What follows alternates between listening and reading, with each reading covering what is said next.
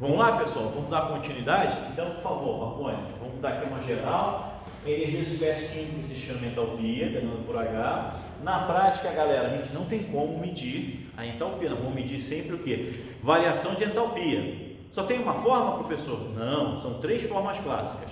Calculando ΔH, fazendo a diferença entre a entalpia dos produtos e a entalpia dos reagentes, usando a lei de Hess e usando energia de ligação. Energia de ligação, galera, nós não vamos abordar aqui no curso.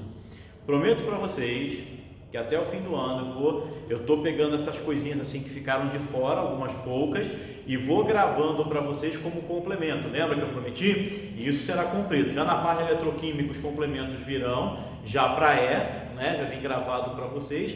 E essa parte de ligação, se não der tempo, eu gravo durante o período que vocês estiverem fazendo a e posto. Vocês têm a minha palavra que a energia de ligação não vai ser cobrado na minha e da Regiane.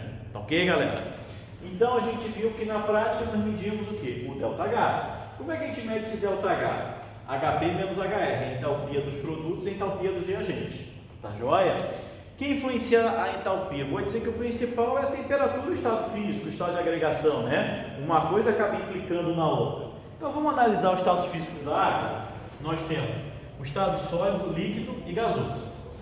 Para ir de sólido para líquido, o que a água tem que fazer? Absorver calor. MC delta teta mais ml, não é? Ela tem que passar de fase, não basta só ser um sensível, tem que ter o latente. E para ir de líquido para gasoso, pessoal, a mesma coisa. Acaba havendo o quê? Uma necessidade de fazer o quê? Uma absorção de calor. Então, quando eu passo, se eu tenho aqui a minha amiguinha água, eu vou de sólido para líquido, que tipo de processo é esse? Endo. Quando eu pego a minha amiguinha água e vou de líquido e passo para água gasosa, que tipo de processo é esse? Endo. Por quê? Eu estou absorvendo energia sob a forma de calor. Perceberam? Tá, agora aqui, agora é o contrário. Eu estou gasoso, quero ir para líquido. O que eu tenho que fazer? Eu tenho que baixar essa temperatura, né? Para que essa substância, a água, possa ser mais estável na fase líquida. Então isso só é conseguido quando eu libero o calor, né? E baixo a minha temperatura. Ah, legal. Então quando eu quero passar da água, do estado gasoso para a água líquida, que tipo de processo eu faço? Êxodo. Quando eu quero passar da água do estado líquido para o sólido, que processo eu faço? Êxodo. Confere? Tranquilo? Sossegadinho? Então vamos fazer o seguinte, vamos aproveitar aqui, apagar o quadro, vou pegar aqui a caneta preta e nós vamos marcar o que? Num diagrama de entalpia, que é uma coisa comum de aparecer em problemas de termoquímica, para que a gente possa analisar. Por enquanto, tudo qualitativo, tá, pessoal? Até quinta-feira eu gravo vídeos em que nós vamos ter coisas o quê? Quantitativas, em que nós vamos poder mensurar. Só um minuto, por favor. Deixa eu pegar a caneta. Tô de volta, tô na área, vamos lá. Então, o que nós vamos ter aqui? Nós vamos ter o H, que é a entalpia, tudo bem? E aí eu vou marcar água. Água. Nós vamos marcar água. Nós vamos marcar água. Tá. Pessoal, e agora?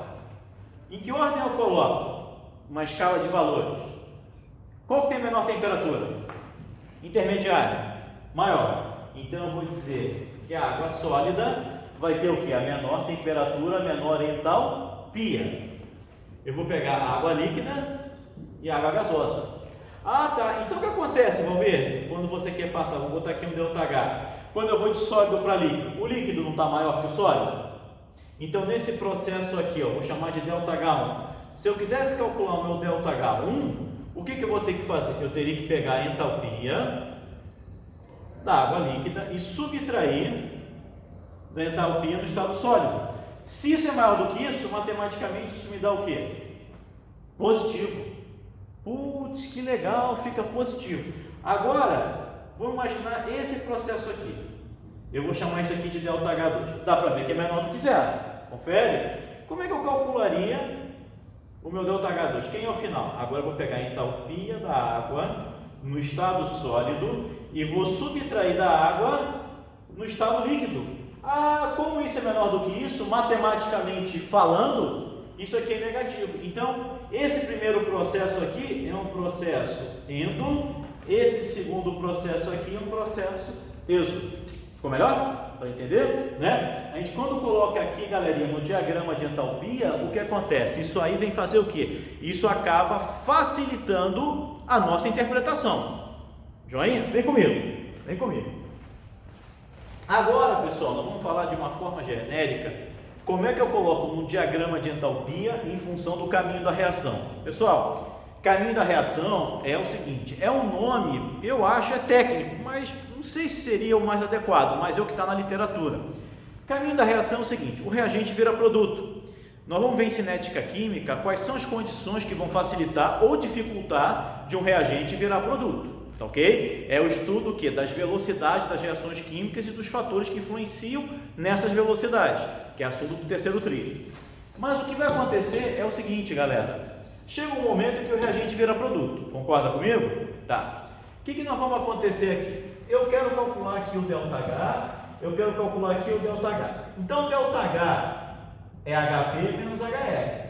Tudo bem? ΔH é HP menos HR. Eu ainda não sei, por enquanto, não foi me dado nenhuma informação para que eu possa fazer isso aqui de uma forma o quê? Quantitativa. Eu estou fazendo o quê? Qualitativa, né? Eu estou analisando para onde que vai isso aqui. Tá. O ΔH HP menos HR, se a gente fizer uma similaridade, a gente acabou de fazer para os estados físicos da água, eu vou ter um ΔH, o que é auditório? Maior ou menor do que zero? Um ΔH menor do que zero. Agora o auditório vai participar. Agora eu quero a participação do auditório aí. Me ajudem, por favor, hein? Vamos lá. Isso para essa. E agora, auditório? Para essa aqui, como é que fica? O ΔH vai ser maior que zero. Excelente! Maior que Certa zero. resposta! Muito bom! Oi! Paga o prêmio, Lombardi! Olha aí! O ΔH é maior do que zero, pessoal! Até minha voz mudou, professor. Até minha voz. Meu filho, excelente! Uma nota 10 para você e com isso, um bônus para a galera que está assistindo! Epa! O bônus aí para a galera! Demorou! Aqui, pessoal, o ΔH vai ser maior do que zero, perceberam? Quando a gente analisa aqui esses diagramas, o que acontece? Isso aqui torna tudo mais fácil para nós. Tá joia? Só que aí vem comigo, Marmônio, vem comigo, meu irmão. Até aqui todo mundo foi? Exemplos de reação isotérmica, queima de uma vela, combustão, né? Exemplo de endotérmica, fotossíntese, não é isso? Endotérmica, eu estou absorvendo energia. Quando eu ingiro uma barra de cereal, o meu organismo faz endo, a barra de cereal faz exo, sempre fazendo aquele jogo. O meu sistema, onde ocorre a minha reação química e o que vem ocorrer com as vizinhanças. Tranquilidade, pessoal? Sossegado até aqui? Tá. Então, só para a gente finalizar, tem unidade? Sim. O que eu posso dizer da unidade para calcular o meu ΔH? Eu posso escrever em kJ, eu posso falar em quilocaloria, eu posso falar em joule, eu posso falar em caloria. Tá ok, pessoal? Nós vamos analisar daqui a pouquinho um outro fator que, para ficar mais completinho, quando vocês pegarem uma tabela e tiver as entalpias padrão de formação, vai ser por mol, tá ok? Porque a quantidade de matéria que eu vou ter é um outro fator que vai influenciar o que? Na minha energia. Pessoal, que macete? Q igual a MC delta teta? Calor latente, ml? Ambas não dependem da massa? Percebeu? Então o que acontece? A gente sabe que a grandeza química que a gente usa é o mol. Então, conforme a massa que eu for dispor, eu vou ter o quê? Um dado número de mols. No próximo capítulo, eu vou fazer numérico aqui e reação também numérica. Valeu, até daqui a pouco.